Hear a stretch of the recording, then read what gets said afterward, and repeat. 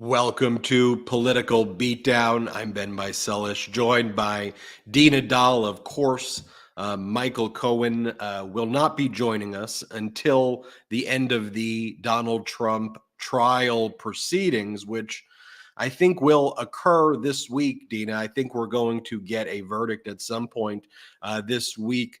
The timing of when this show was going to begin and when Karen Friedman Agnifilo and I were going to do our review of today's trial proceedings, it's been in flux given the lengthy summations, the lengthy closing arguments that have taken place throughout the day. And so, as a scheduling note, what we all figured we would do is Political Beatdown starts now. Of course, here we are.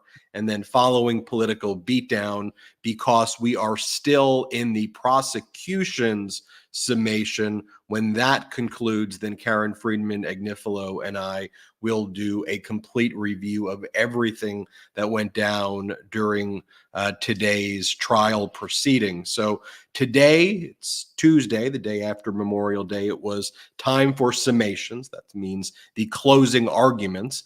The order of operations is the defense goes first.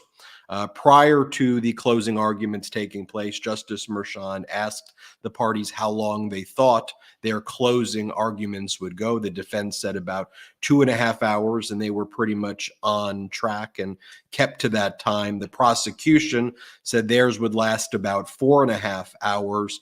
And Dina, they've gone a little longer, I think, than we or others expected, but the jury still seems alert, as Justice Merchan acknowledges. They still seem very engaged. They're writing notes. And Justice Merchan also gave us a little hint.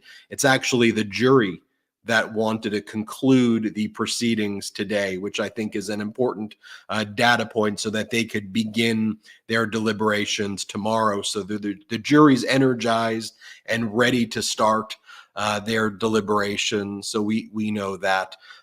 There was a few moments, I think, that are noteworthy to discuss in the closing argument. I didn't think Todd Blanche did all that good of a job during his closing argument. 2.5 hours, he kind of lost his credibility in a lot of areas, denying that there was any even sexual relations with Stormy Daniels in the first place. I mean, how do you deny that even took place? The Todd Blanche then made certain comments about, to the jury about Donald Trump going to prison, and like, you shouldn't be the people who send him to prison. Here's how Katie Fang, who's in the room, reported on it.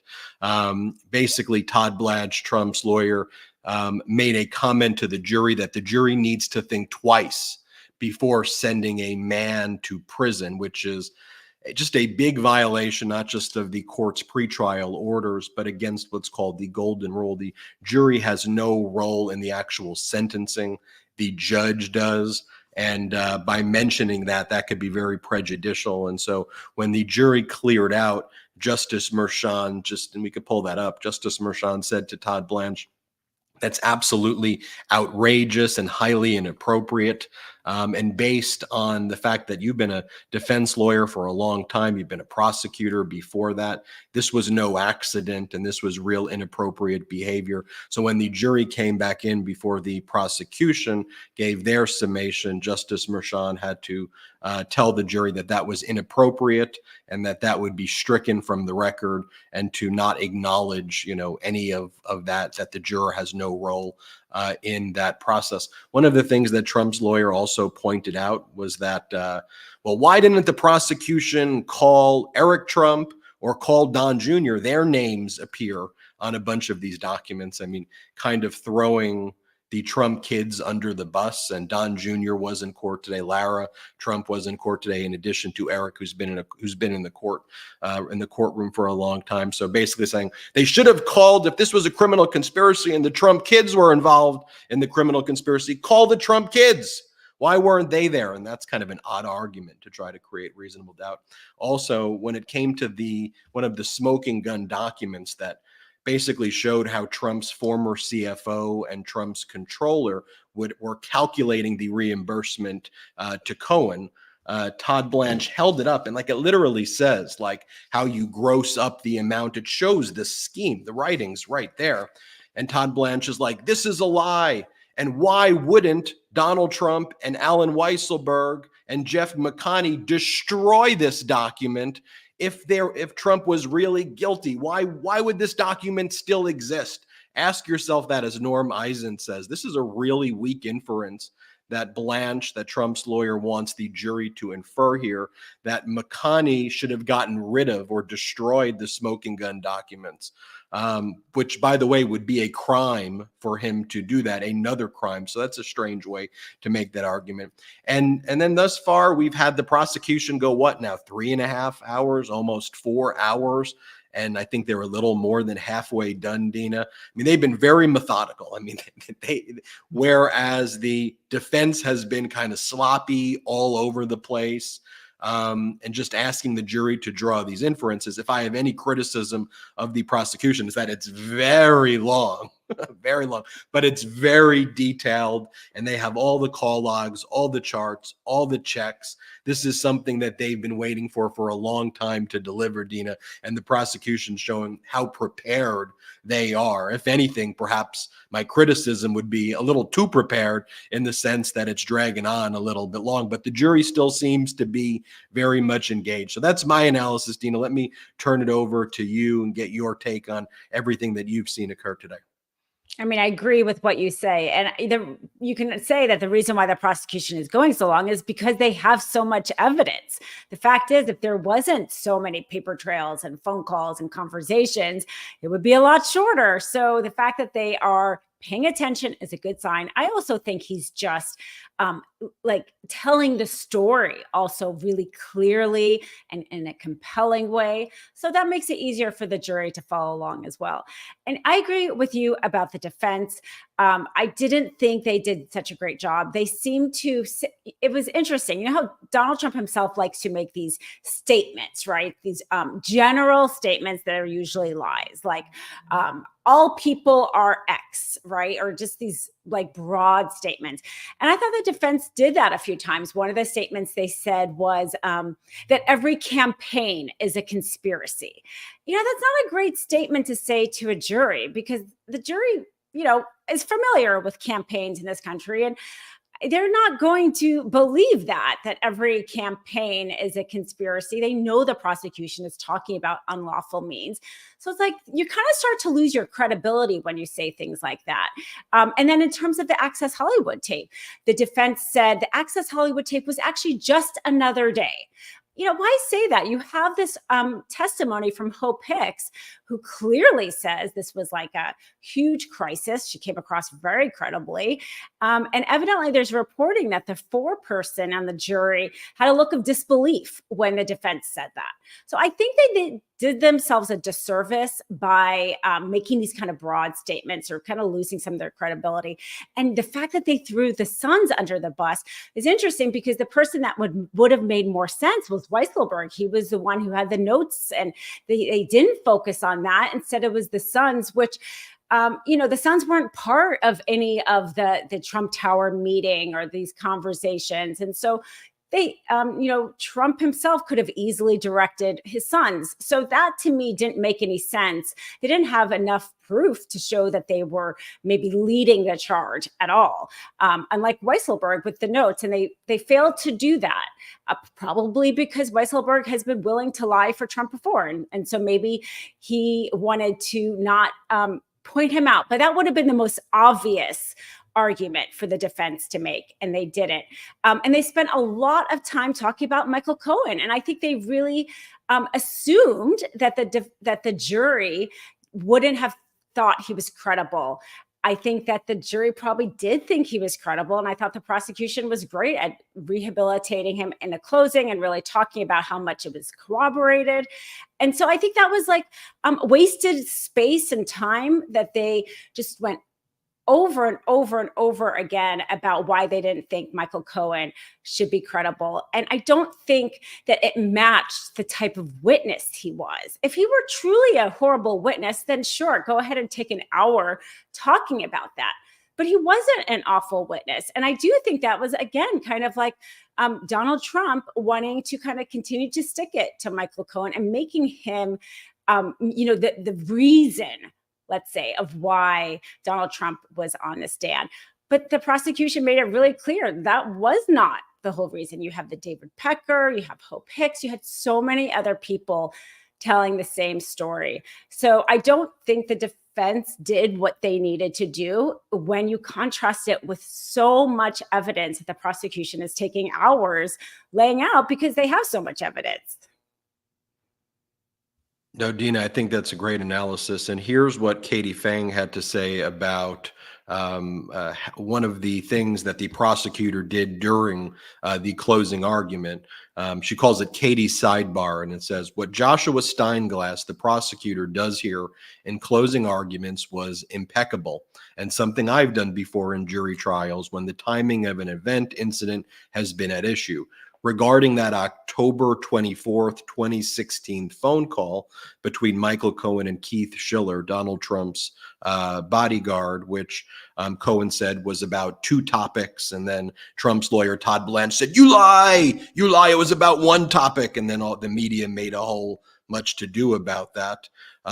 What the prosecutor, Josh Steinglass, did at a measured pace, he actually reenacted how that conversation might have gone down. First, Cohen speaks to Schiller, Trump's bodyguard, about the 14-year-old teenager who was blowing up Cohen's phone.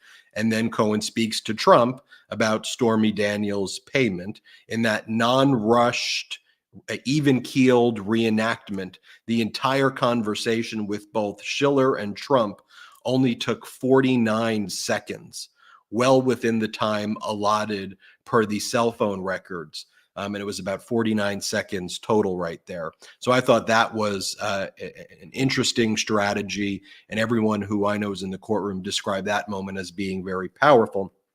And one of the other moments that Harry Litman described, Harry Litman's with the Midas Touch Network as well, Talking Feds is his YouTube channel. We work closely with Harry. He's in the courtroom right now. He goes, and here it is. I've been predicting for 3 weeks that this phrase would show up in the closing, and Steinglass, the prosecutor, deploys it in a key juncture.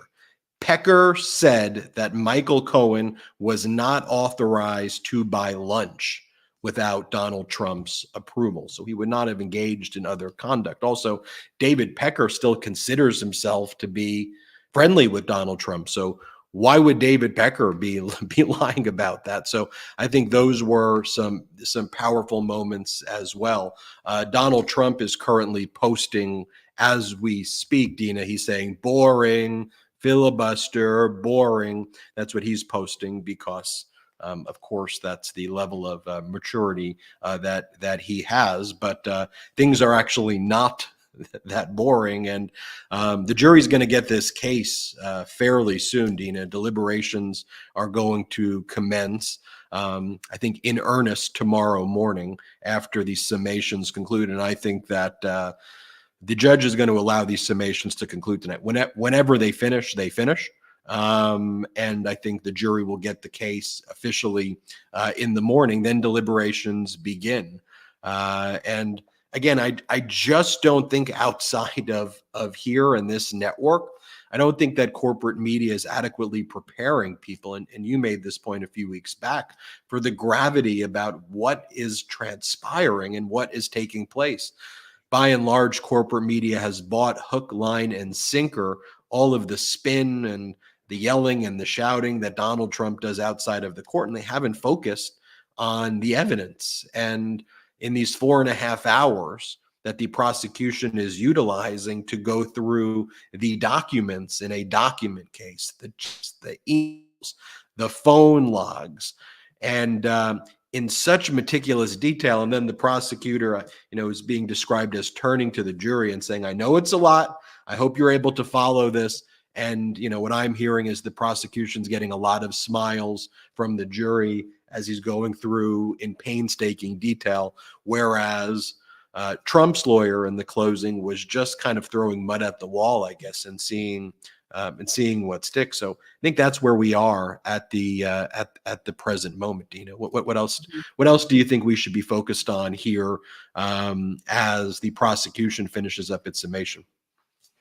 One of the things that you mentioned earlier about how the defense attorney mentioned the potential jail time. To me, that in itself shows how the defense thinks their case is weak. If you have the facts and law on your side, you're not going to play dirty. And that was dirty. It was their attempt to basically scare the jury into being the first jury ever to convict a president. It is a weighty decision they have. And that was the tool he pulled out of his belt because they know they can't win on the facts and the evidence. And I think that is very telling. And the fact that the judge had to instruct the jury when they came back from their lunch to ignore that is not great. Over and over again, we've seen the defense flout the rule of law in court, right? Robert Casello, they had to leave because he kept talking back to the judge. We see here him making in his closing argument something that he wasn't allowed to. It's not ever good for a defense attorney where you're trying to argue that your client follows the law to so flout the rules of the court. So that just was bad, but I think they did it because they knew they had to. They knew they had to. But I do think that the jury, all those jurors could have very easily gotten off this case. All they had to have said is that they couldn't be impartial. That would have gotten them off the case. They didn't get then try to push them into staying on the case.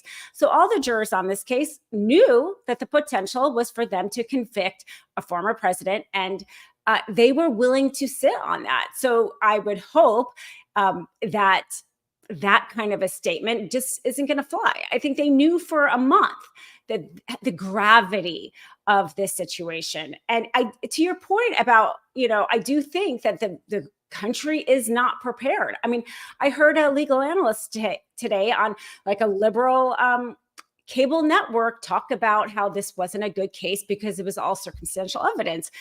First of all, Michael Cohen provides direct evidence, but let's say you take away his testimony. I watch trials for a living. And do you know how many murder trials? That literally is all you have is circumstantial evidence. If you actually had direct evidence where somebody confessed or somebody witnessed the crime, that person usually pleads out. Pretty much every trial is just circumstantial evidence.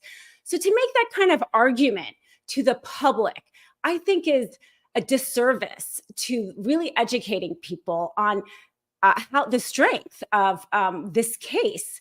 The evidence today that the prosecution put on, I just thought was almost mind-blowing. It was so succinct, so convincing, that the layers upon layers of testimony and evidence that all tie this together. I really think you have to suspend your common sense. I think I mentioned this before. The judge is going to instruct them that they can use their common sense. You really have to suspend common sense to think that Trump Tower meeting didn't then result in all this, and that Trump wasn't, causing the falsification in order to have unlawful means to interfere with election. You have to suspend common sense, and the jury, they're supposed to use their common sense. So I just think that the prosecution is doing like a fantastic job in their closing. One of the things the prosecutor addressed head on, and this is something that you and I talked about, is the defense's claim that Cohen stole money from the Trump organization, which, by the way the defense knew about that in the first place is that Cohen wrote about that in his book Disloyal.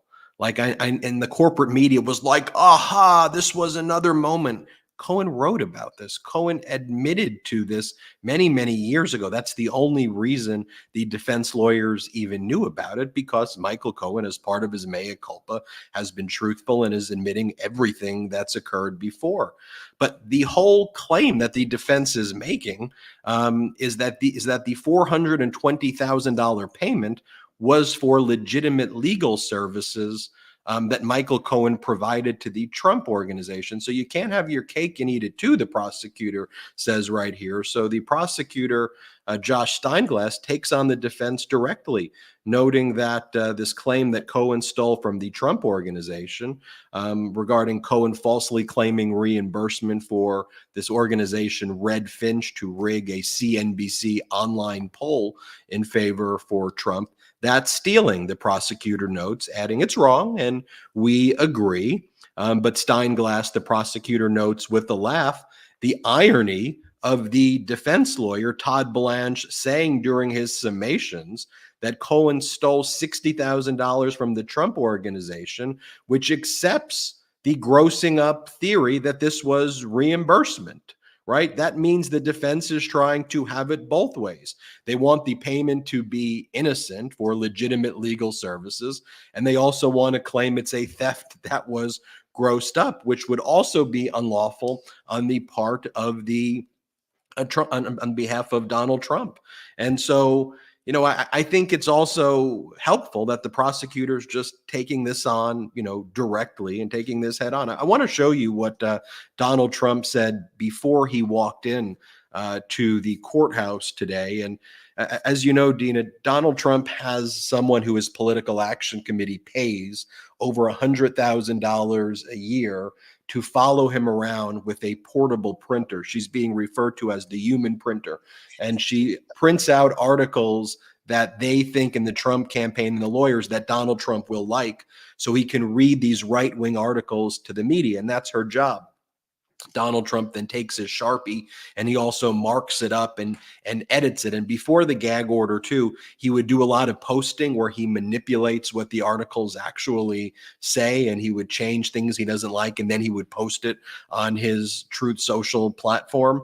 But here he is earlier today, and you'll see he's got the printout from the lady who the PAC pays $100,000, and he's like struggling to read it, and he's talking about a three-legged stool. And let me just share with you what happened when Donald Trump walked into court today. Let's play this clip, Jeremy.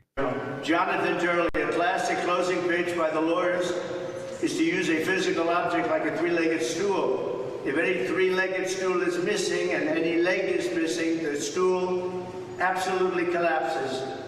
Even a cursory review of the evidence shows that this case does not have a leg to stand on. This is a case without a leg to stand on. This is I mean, just how weird of an image is that too? You have his lawyer, Todd Blanche, like making that weird face. You've got like behind him, Eric and Tiffany, and you've got Donald Trump just struggling to read this printout. I mean, it's just not normal, Dina. And it's just not normal behavior. No, it's not normal. I know. And it's confusing. Like he's like, they don't have one leg. You just finished saying you need three legs. The statement just doesn't make sense. And there's a reason why that argument wasn't put into the defense, because it means nothing. It means absolutely nothing. And, you know, I think too, but this, we can't ever normalize him, right? I mean, the things that he has said before and after court, he always uses an excuse. This is maybe some sort of reference to there not being enough evidence, but he never actually says, I didn't do it, right? He never says that. It's always like, I did it through a lawyer, and I did it through this, and I did it through that. But he doesn't say he didn't do it because he did it. And he just wants to play the victim and, you know, give us a reason, or give his supporters a reason to show why, like, maybe this isn't right. And to the point about the fact of like the payment, you know, he also, there's so much evidence in this trial, like your point that I think we talked about it on Thursday, how can Michael Cohen both have stolen the money and been paid legal services? Like, they both can't be true at the same time. And it's that like inherent conflict, yes, in the closing by the defense, but also throughout the whole trial. That is a part of why I think they can get a conviction, is because, you know, Trump himself, you know, refers to the fact that this was a reimbursement for the NDA. You know, he says that in that California filing. And then they also try to say it's not a reimbursement, that it was a retainer. Like, it can't be both. And there's that inherent conflict over and over again with Trump's own words, to be frank, not even, which I think is direct evidence right there. But regardless, it's like, he has said there's too many contradictions. It's very hard to ask a jury to see past, so many statements of your client. It's hard to ask the jury to pay attention to what you're saying in the closing, even though it doesn't make any sense. It doesn't make any sense that it can be both stolen and a reimbursement. And it's like they couldn't figure out what their defense is, frankly, right, Ben? I mean, I think that's what we're seeing in real time. Because Trump had so many conflicting statements, they almost couldn't figure out which way to go. And you want to give the jury a way to go. You want to show them this nice little path of like, this is where you can acquit my client. They haven't done that. The case Trump himself said too many things. And then I think maybe Trump wasn't willing to let them go where they needed to go.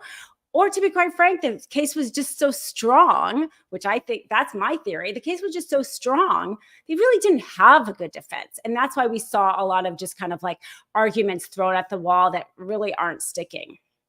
And here's the thing, like what we don't know, and I want to be very clear because this show's not about hopium. I don't know if there is one or two rogue jurors. We don't know that. From all of our sources inside the courtroom, the jury seems very engaged, very serious. I've heard a few things secondhand about one juror who maybe looks a little more disinterested, but I can tell you as a trial lawyer, and Dina, you could vouch for this, with your law firm as well. It's really hard to look at the body language of a specific juror and try to infer what anything means. They've been there for a very, very long time. Look, I think there is very little chance, less than 5%, that there's going to be an acquittal here. I don't think there's going to be an acquittal. I think it's either going to be guilty, and I think the jury is going to spend some time deliberating. This seems like a very meticulous jury that wouldn't even want the perception, in my view, that they're going to come out with a very quick verdict. I would be surprised.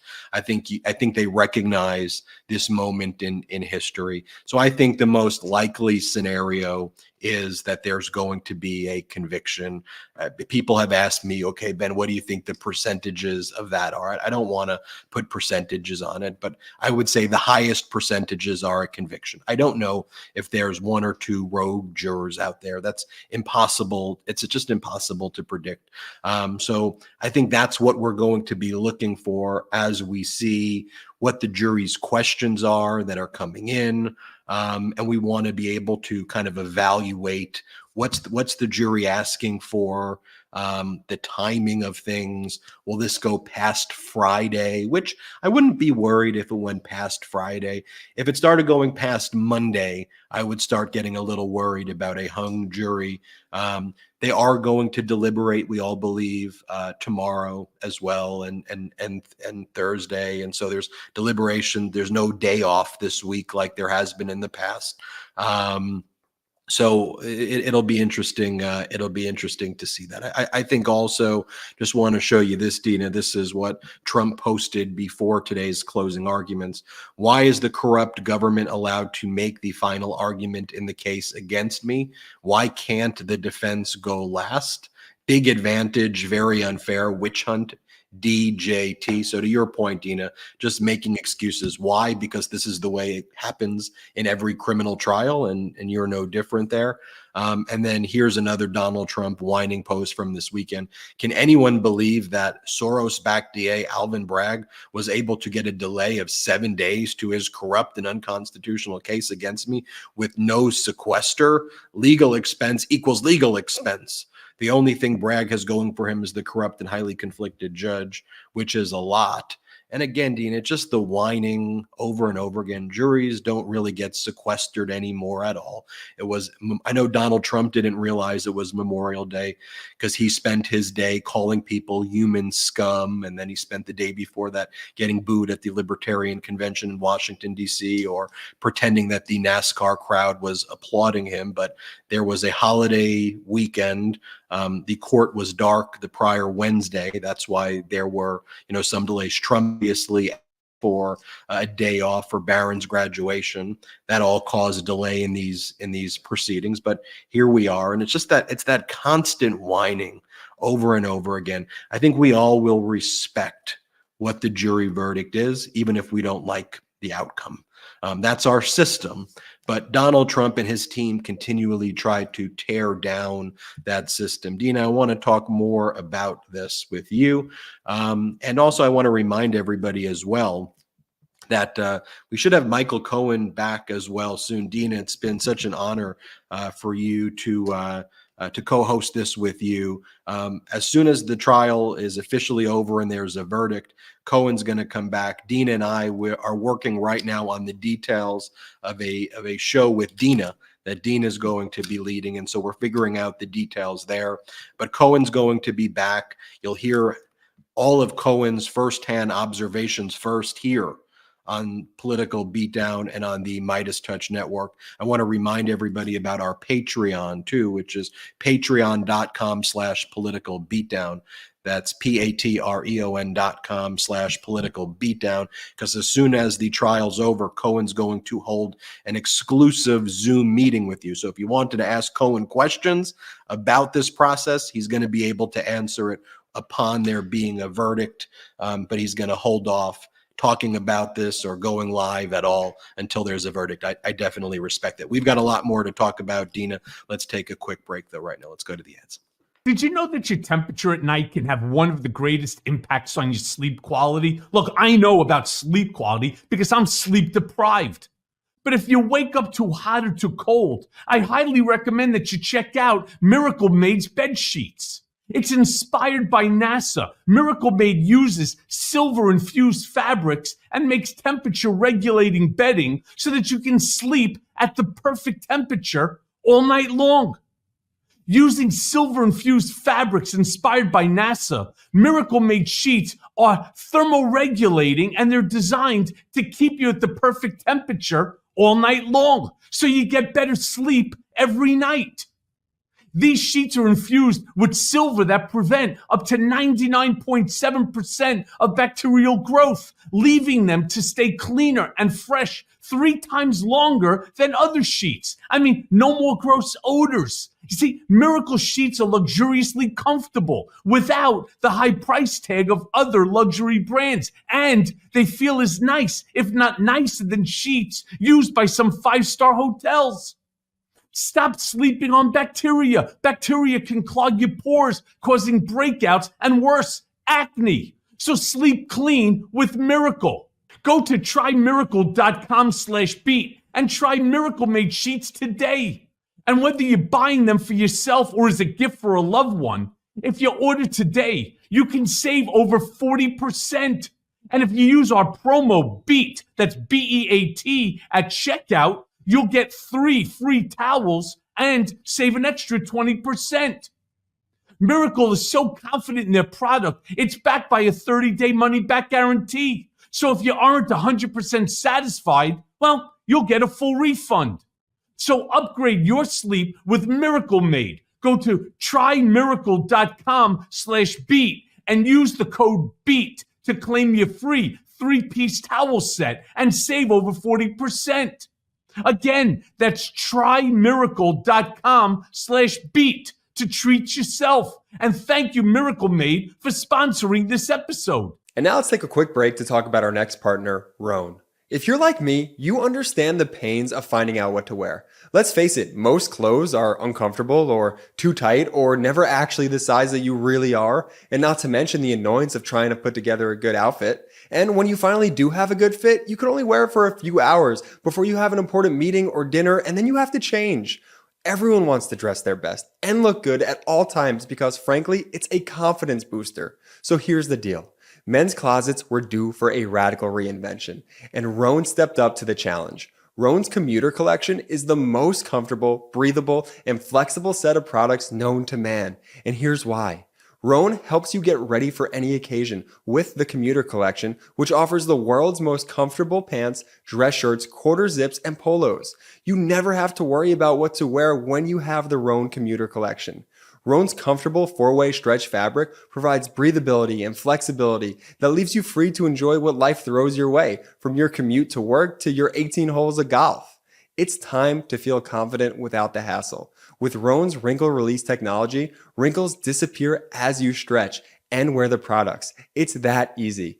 With the Gold Fusion anti-odor technology, you'll be smelling fresh and clean all day long. And on top of that, Rhone is 100% machine washable, so you can ditch the dry cleaner altogether. I absolutely love Rhone. This has truly become my go-to commuter fit. We're on the move a lot, whether it's jumping from meeting to meeting or catching a flight or an important dinner. The Rhone Commuter Collection has never let me down. The versatility and overall comfort of the collection is undefeated.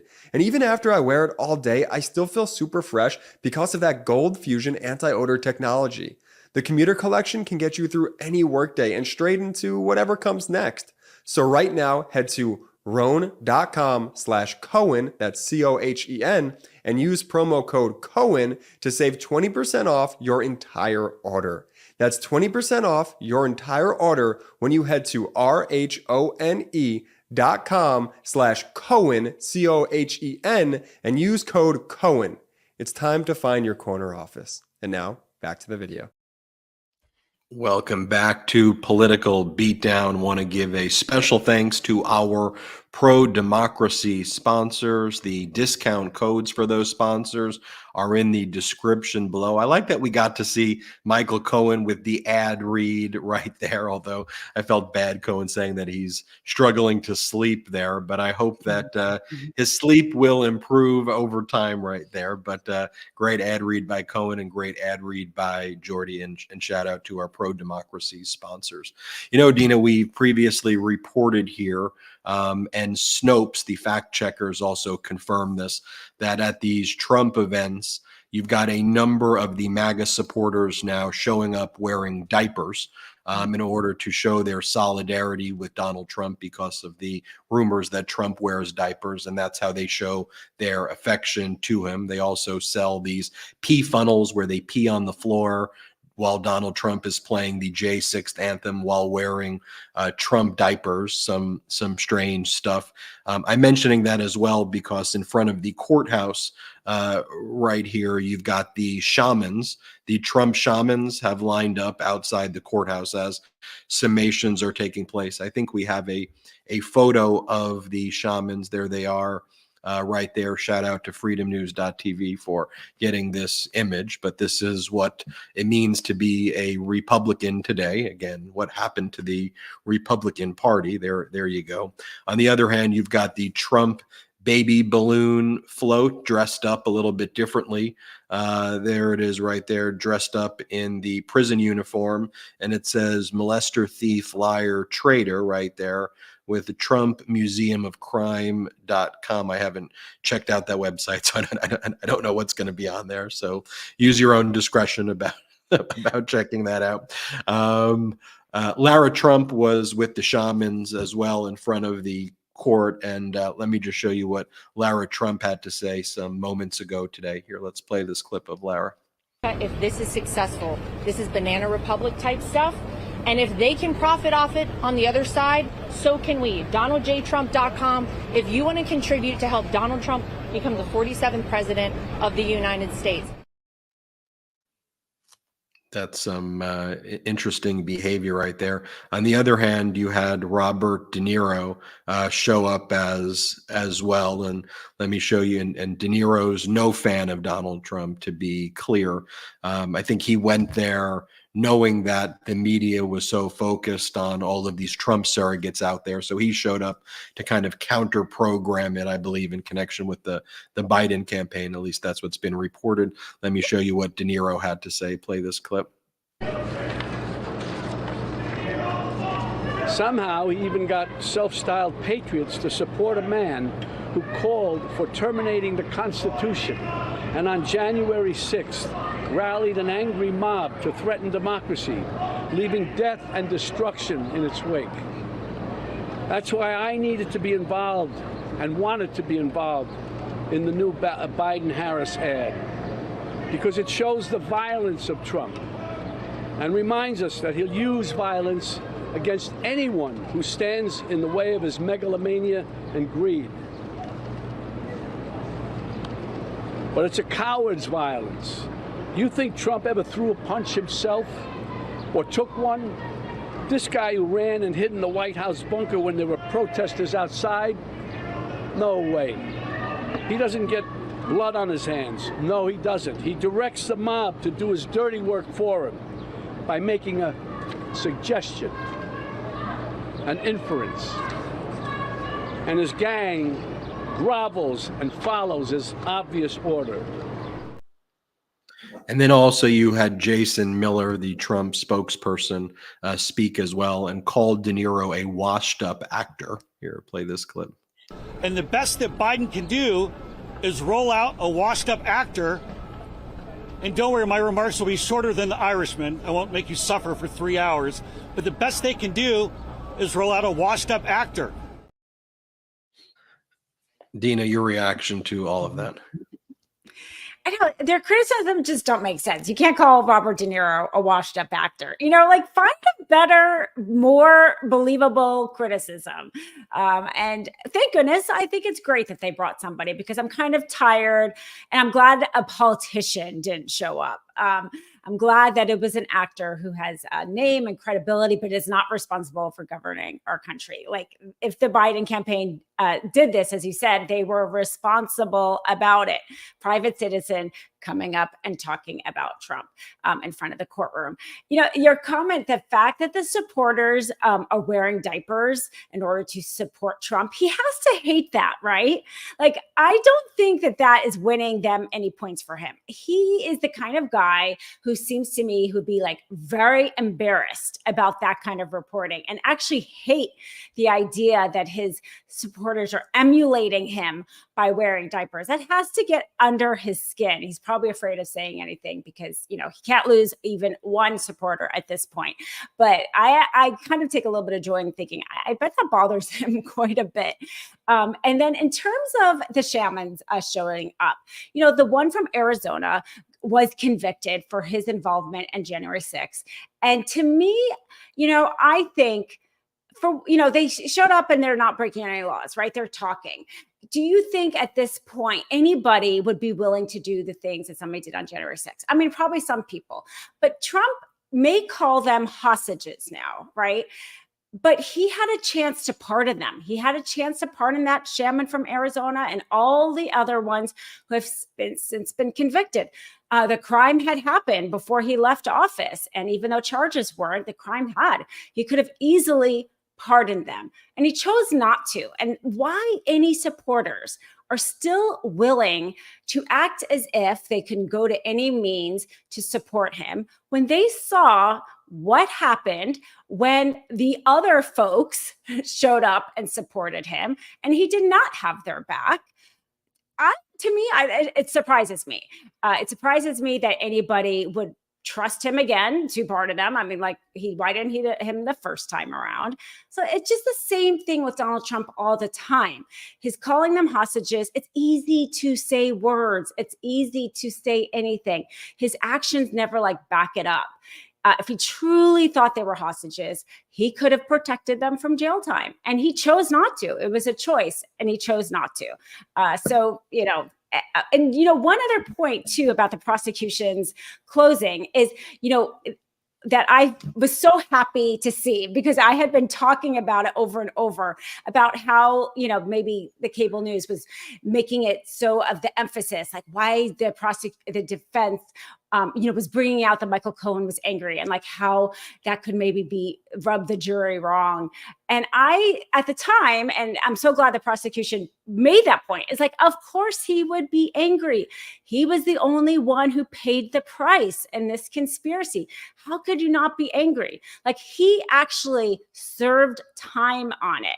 I think that deflated so much time the defense did in the cross, so much time to show he was angry, with just that one simple sentence, of course he would be angry. He paid the price. I was just thinking that was yet another really great point of the prosecution. And, that they were able to make again in the closing, and all those little loops that they're closing. And yes, it may be long, But again, they need to close those loops. And I think they're doing it one by one. It was like my dream for them to just say unfair, but I don't think they did that. But I really wanted them to say he was the only one who paid the price. And that's unfair, because Trump loves to talk about fairness. They didn't quite go there, probably because they didn't really want to seem, childish in any way. But that is the underlying argument, right? It was unfair for Michael Cohen to pay the price when Donald Trump did it. And people do get frustrated and upset when things are unfair and you've paid such a severe price, really such a severe price as Michael Cohen did. Well, that's why I'm excited when Michael Cohen's going to break his silence live here first on the Midas Touch Network. So make sure y'all are subscribed to the Midas Touch YouTube channel. Make sure y'all subscribe to Political Beatdown, not just by subscribing to the Midas Touch YouTube channel, but also the Political Beatdown audio. And if you can, patreon.com/Political Beatdown. So you're there first when Michael Cohen breaks his silence here for the first time. I think what I'm just going to do, Dina, when he does that is I'm just going to say, all right, Cohen, the floor is yours. And I'm just going to step back and give Cohen just an hour stream of conscious just to say everything he's wanted to get off his chest here first on the Midas Touch Network. We talked, Dina, about how the Trump supporters have been showing up wearing diapers. We saw the shaman people who were there. When Donald Trump spoke in the Bronx, who Donald Trump brought on stage with him? As Donald Trump wants to talk about law and order, this and that. Donald Trump brought on stage, and the Midas Touch Network was one of the first groups out there, if not the first, calling this out. And we were shaming all of the corporate media for not covering this. And by the way, they then covered it for like a day or two. I want to bring it up again because seriously, if this was anybody else, I just want you to think about how that would be immediately disqualifying, as it should. So Donald Trump brought on stage with him somebody by the name of Sleepy Hollow and Chef G, who were recently indicted along with 30 other gang members from the Crips on a 140 count criminal indictment, including murder and at least 12 shootings, so potentially 12 other attempted murders and one actual murder. Chef G recently posted a $1.5 million cash bond to get released, and this gang, these Crips, are accused of terrorizing Manhattan, terrorizing the streets of New York. Donald Trump brought someone who's alleged, it's all just allegations, to be the leader of this gang that murdered people. And that's who Donald Trump puts his arm around as part of the campaign for the United States presidency. It is some of the most offensive. That's why Donald Trump's never going to debate, Dina. The same way I said he's never going to testify and he doesn't. He ain't going to debate in June. I think, by the way, President Biden should start making videos right now mocking Donald Trump for not debating. I think that's how you have to deal with authoritarians, the way Zelensky would kind of get ahead of everything that Putin would do and anticipate the moves. I think that Biden needs to get out there, make videos of himself taunting Donald Trump for being weak, for being a coward, and that Trump's the one who's not going to debate. Remember, Trump was the one who canceled one of the debates in 2020 after losing two of the debates in 2020. And one of the debates Trump showed up to, he concealed the fact that he had COVID and could have potentially killed then candidate Biden. I mean, and like the media gave him a pass. He concealed his COVID at the peak of COVID, and then like shook Biden's hand and was like in Biden's proximity. Like, are you kidding me? And Trump was the one who canceled the other debate there. When Trump is not surrounded by the diaper wearing or shaman wearing or the potential alleged gang members that have become the MAGA crowd right now, even when he goes to a Libertarian convention and he promises them the world, Dina, right? He said that he basically gave them everything. His words are so empty. It's why he's the worst negotiator. He promised them. He thought he was going to get on stage and make every promise. I will have Libertarian cabinet members. I will do all of this. Join me right now. And they knew that he was just a liar. Give them credit for that. And they just started to boo him as he gave all of his cards, promised them everything. One of the things he promised too is that he would pardon someone by the name of Ross Ulbricht, who is an American serving life imprisonment for creating the darknet market website known as Silk Road, who's now serving life in prison for the criminal enterprise of distributing narcotics by means of the internet, as well as trafficking fraudulent identities. Someone who's, so Trump goes, because the libertarians want him pardoned. Trump goes, I'm going to pardon him. I'll give you all of these things. To your point, Dina, you could have pardoned him if that's what you really wanted or commuted a sentence. He was convicted back in 2015. So if that was what you wanted to do, also you had the ability to do that. Also, like that's what you're doing. You have alleged gang members show up. You're talking about pardoning convicted drug traffickers. But when he's in that room, that's not the MAGA cult and the media is not inflating the crowd size. He gets booed over and over again. And his whole thing that he's running on is strong man versus weak man, big crowd sizes, small crowd sizes, and using the media to amplify that because his ideas are so dangerous. Big crowds, big polls, ignore all the other stuff and hope people don't report on actual news. And it's all just a bunch of garbage. It's the same propaganda that we would see with Saddam Hussein's Iraq, that we would see with Gaddafi in Libya, that we see with Kim Jong-un in North Korea. We used to mock that stuff in the United States of America, right? And there are films, Hollywood films like The Dictator with Sacha Baron Cohen. He's from the UK, but we would mock that stuff as democracies, as international democracies. And that's what MAGA is. That's what the Republican Party is. Let me show you what happened, Dina, though, when Trump was booed at this Libertarian convention. Let's play this clip. Now I think you should nominate me or at least vote for me, and we should win together.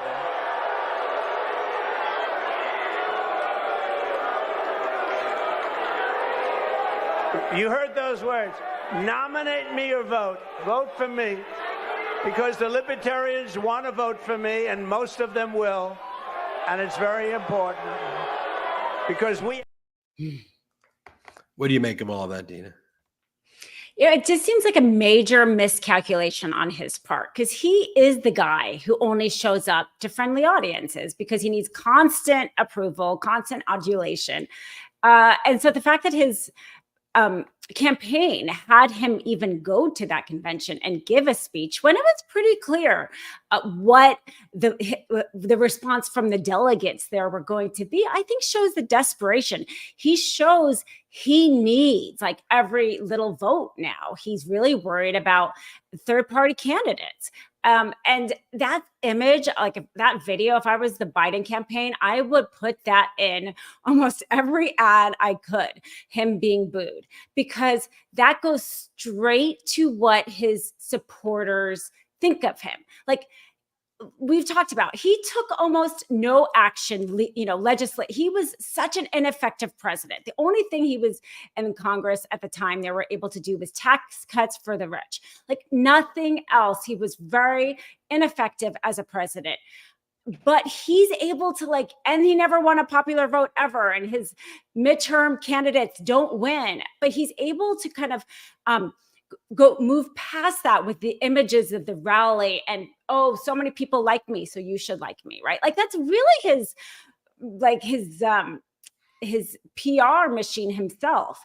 And so when you see the booing, it's not just booing a candidate you don't like, but you're actually striking right at the heart of, I think, his only asset. His only asset is everybody thinks that they need him, right? That he is like a winner because he says that all the time, right? He wasn't even willing to concede that he lost. And the more you show that he's not a winner, I think it really can help pierce that kind of cult-like mentality. So I think that booing there was a huge strategic blunder on his campaign and a very powerful asset for the Biden campaign. One of the things the prosecution's doing right now, Dina, is the exact analysis that you and I did and others on this network did, where we showed those forms like the government ethics form, which corporate media is not talking about at all. They want to talk about, oh, at one point, Donald Trump's lawyer screamed, "You lie." It's like, this is a document case.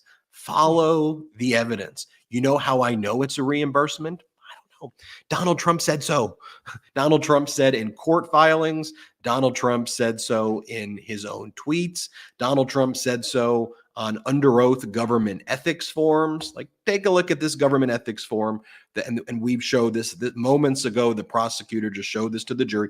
The jury saw this before during the testimony of Jeff McConney and others who verified and authenticated Donald Trump's signature. You see right there, U.S. government at United States Office of Government Ethics. You see Donald Trump's signature right there, May 5th, 2018. You then go through, I think it's to page 45, part 8 of the form, and then you go look at the footnotes because it's helpful that we do some critical thinking and reading. And then it says, in the interest of transparency, it's the next one, Jeremy. In the interest of transparency, while not required to be disclosed as reportable liabilities on Part 8, in 2016, expenses were incurred by one of Donald J. Trump's attorneys, Michael Cohen. Mr. Cohen sought reimbursement of those expenses, and Mr. Trump fully reimbursed Mr. Cohen in 2017. The category of value would be $100,000 through $250,000, and the interest rate would be 0. So a 0 interest reimbursed loan, but Donald Trump signed off and called it a reimbursement. I haven't seen any corporate media talk about this. This is like a smoking gun on top of other smoking guns. By the way, when you look at this document, there's another interesting thing unrelated to this case, but maybe future civil or criminal cases potentially. If you look at line 14 right there, you see it says Chicago unit acquisitions, and there's a liability of over $50 million. Well, one of the things that we now learned through the monitor in the civil fraud case is that that's a phantom debt. That debt actually doesn't exist anywhere. And it's possible that Trump was claiming that debt to get a tax write-off after he reached a settlement on the Chicago skyscraper after the recession of 2008. And he claimed that this liability exists. The monitor said, okay, show me where on the books there's actually a $50 million debt. Because if you look at who Chicago Unit Acquisitions LLC and this springing loan is actually run by, the main stakeholder is, drum roll please, Donald Trump. It's a loan from Trump to Trump that nobody sees to know where it exists. Anyway, as it relates to this case, though, the prosecutor's saying, look, Trump said reimbursement. It says it right there. So look, Dina, that's why in a document case, documents matter and evidence matters. And again, why you and I feel very confident that the prosecutions prove this beyond a reasonable doubt, beyond a scintilla of doubt. We don't know what the jury's going to do, but I can tell you that there's other documents like this. There's Trump tweets. There's the checks that Donald Trump wrote. That all say reimbursement. There's Trump's court filings where Trump says it was a reimbursement when Trump tried to enforce the NDA against Stormy in 2018 and also in 2020. So it's right there on the documents, Dina. I know. And that's why it is so strong, because it's his own words. In his own words, he says it. And Donald Trump is so corrupt. It's like, of course, that form shows more than one potential crime. Like, of course, it talks about, maybe tax fraud plus a falsification of documents, because that's just kind of how he rolled, right? And how he still rolls. He was willing to cheat himself through life, through his former businesses, through his presidency, and his current businesses. So, of course, there's more than one. But this is why the prosecution closing is taking so long, because there is so much evidence. If they didn't have the form plus the NDA plus the tweets, all talking about how this is reimbursement. It wouldn't take so long. But it's because they have so many layers of evidence that showing that. And you're right. Like, we don't know if somebody on the jury said that they could put away their impartiality, but they actually wanted to get on the jury in order to create a hung jury. We don't know that. But from years of watching trials, don't know if I've seen a case that has had this much layering of evidence, to be quite honest. It is such a strong case. I think in most typical situations, you probably would have had a plea when you see this much evidence. And when I see this case, I think even more how disappointing it was that the DOJ didn't prosecute him for, the campaign violations law. They clearly had so much evidence around it. And good for Alvin Bragg for being willing to bring this forward. But I think it was a missed opportunity from the DOJ, because I think they have more than proved this case. And I do think that we're going to see a verdict this week. I think we'll see it maybe Thursday. Honestly, if this wasn't about Donald Trump, I think we would have seen this on Wednesday. I think that's how clear this case is. I don't think it would have taken a lot of time for the jury to make a decision. But because they have the gravity of a former president, they might end up asking for more evidence and more clarifying questions regarding the jury instruction. Like, that's possible. But I think that they're going to come up with something. And if they don't get a verdict this week, I think we'll see the Allen charge, for sure by Friday, where they're going to go to the judge and say they're having a hard time making a decision. I think we're going to get either a verdict or that Allen charge, by this week, because there's just so much evidence. You're either going to buy the prosecution story or you're kind of not. And I don't think that takes a lot of time to figure it out. The one really interesting part, which we're not going to see until they do jury instructions, which is probably going to be tomorrow morning, is how the judge defines caused. Because, Donald Trump didn't actually do the falsification of the ledgers, right? We know that was some employees. And how he defines Donald Trump causing those to be falsified is kind of like the crux of the whole case. And we didn't get in there, when the parties and the judge were all discussing this last Tuesday, it seemed to be consistent with what we thought the prosecution was going to say. But that's the last thing I'm waiting for, is how the judge instructs that jury. And if for some reason it's like very narrow, that could be maybe the only thing that would tip in the defense's favor. But the law, right, doesn't require it to be so narrow. And this judge has, been very, following like the model jury instructions. So that's like the last little linchpin is what that jury instruction says regarding the cause. And I know, Meiselas is going to be reporting that a ton, because that's how the jury, the jury decides on the facts and the judge decides the law. That's how they know what the law is, how they should apply the facts that they've heard throughout. So that little part is really important. Right. So the issue over cause is, would the prosecution be required to show that Donald Trump quite literally was the one who went into the bookkeeping system, made the entry, and caused it because he did the clicks? Or did Donald Trump set in motion a conspiracy that resulted in the outcome, which was the falsification? Now, on Tuesday, it seemed pretty clear that Justice Merchan was going to say, if Trump put in motion the series of events and conspiracy, where then whether it was a bookkeeper or Weisselberg or McConney or whoever, the accounts payable, actually did the inputting, that's enough, Donald Trump's involvement. But I still think we need to get that kind of final instruction handed over to the jury. But yeah, I'm fairly confident that the judge is going to say putting in motion versus quite literally clicking the button. The model instructions are putting in motion. But exactly this conversation, Dina, is what I really urge at the expense of inviting competition. The corporate media, y'all need to wake the heck up. And y'all need to actually focus on what the issues of this case are. When you cover Trump's stock, focus on what the issues are actually about valuations. Don't just report the numbers. actually do a deep dive and report on the fact that, a valuation in the billions where you're doing $700,000 in revenue is very problematic, and go into detail and explain why. The same thing with your political coverage. Focus on the news of what's actually happening.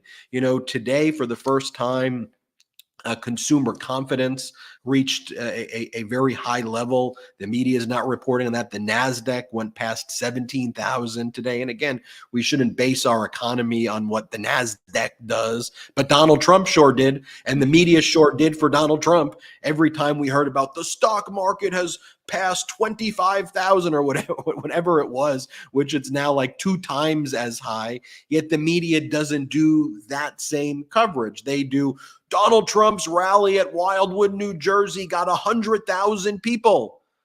Yeah, you're leaving out, according to Trump, the whole area holds 20,000 people, and it was less than half full. So at most, there were 5,000 to 7,000 people, and then they issue a semi-retraction 3 weeks later. What we really meant was that the entire population in Wildwood of all of the visitors that day were close to 80,000. We weren't saying at the Trump event, just stop with the crap, for real. Focus on the evidence, focus on the documents, compete with us over evidence. And I really mean that, because y'all are doing such a big disservice to the American people and to the world, to the point that y'all are complicit in this. And this is one of those moments, Dina, where we can do something that wasn't available to the German citizens during the rise of the Reich, as Donald Trump's now posting Unified Reich. The fact that we have access to the media and that we can create this network and this community to get out accurate information right now and push back against the propaganda. I always think, imagine what people could have done back then in Hitler's rise to push back against it, and what they weren't able to do. We're at a moment where we can actually use technology collectively and build a community to get out accurate information and accurate news. That this MAGA thing, it's not conservative. It's not normal Republican stuff. It's some real unhinged, dangerous behavior, and there's no both sidesing what's taking place, where you've got the leader of a major political party in Donald Trump reposting Unified Reich stuff and QAnon stuff and pro-J6 insurrection stuff and changing our national anthem to a song that's sung by the J6 insurrectionists with Donald Trump. I mean, how pathetic can you be, where Trump talks about the late, great Al Capone or the late, great Hannibal Lecter, fictional murderers, real murderers. He's bringing accused murderers like Shep G and Sleepy Hollow on stage. Entirely not normal stuff that corporate media wants to normalize, that we won't do here on Political Beatdown, that we won't do here on the Midas Touch Network. And we're just going to report on the facts. Sure, I'm going to share with you, and Dina will, and Cohen will, and Popak and Karen. We do have opinions, my brother. We have opinions, but I want to go through what the evidence is, what the data is, what the documents are. And when Dina and you and I launch a show together, that of course is going to be our focus as well. And we'll let everybody know when the Dina show is going to be launching. We miss Michael Cohen, that's for sure. We look forward to having him back and breaking his silence live here on the Midas Touch Network. Once there is a verdict, that's where Cohen will stop first. Make sure you subscribe to patreon.com/Political Beatdown so that you can get updated news on Michael Cohen first. Also, it helps grow this independent media platform. And make sure you subscribe to our YouTube channel. It is free. Dina, I'll give you the last word. Well, Ben, that was just so well said about how we have the opportunity and the means to do what Germany could not do, because there is so many lies, frankly, from Fox, misinformation, both sidesism. Like the panel I was talking about today on cable news, like had to have 2 Trump people and 2 Biden people, and or not biting people, but like two prosecutor or two defense. And the fact is, this case isn't 50-50. Let's reflect what this case is. But people can get their news in lots of different ways. And when you're putting up actual forms, on your show here, for people to see for themselves. I mean, I've said it again before, I'll say it again. That's the one disservice, was that this wasn't on audio or camera, because it is hard to follow along with the tweets. And I really do wish everybody could have heard it for themselves. But there's transcripts out there. And when the closing statement transcripts comes out, I'll post it. People, even, Trump supporters, should read it for themselves, decide for themselves. It shouldn't be filtered through somebody who's got one bias or the other bias. That does the disservice. What you do so well here, Ben, is created a network that really drills down on the facts and the law of the case, because it is about having everybody with the information to make their own decision. Let's respect people enough to be able to make an informed decision when you give them the information. And so more information is always better than less information. And I am really looking forward to when Michael Cohen comes back. I cannot wait. As much as I have loved being a guest on this show and so grateful for it, I cannot wait to hear all the behind the scenes and what it was like for him to finally tell his story. And I thought a very coherent, professional, and very persuasive way to the jury. It's amazing that he's going to be able to tell what that was like here first. I can't wait to watch it myself. Well, Dina, we so appreciate you filling in as the guest host for Michael Cohen. I love starting the episodes like that with you. As soon as the prosecution finishes their summation, we will have Karen Friedman-Agnifilo live on a separate feed. Y'all don't have to go anywhere. As soon as this feed ends, you'll be moved into the feed with Karen Friedman-Agnifilo, but we're not going to start that until the summation by the prosecution completes. Then you'll get to hear from Karen Friedman-Agnifilo. She was the former number 2 district attorney at that office. So her insight is going to be invaluable as well into what she saw take place. She also wrote an incredible opinion piece at MeidasTouch.com that I would tell everybody to read about how the prosecution proved beyond a reasonable doubt Trump's guilt. It's an incredible 3,000-word piece where she goes through all of the evidence. That's at MeidasTouch.com. So hang tight. We'll be bringing Karen Friedman-Agnifilo in a separate feed. You don't have to go anywhere.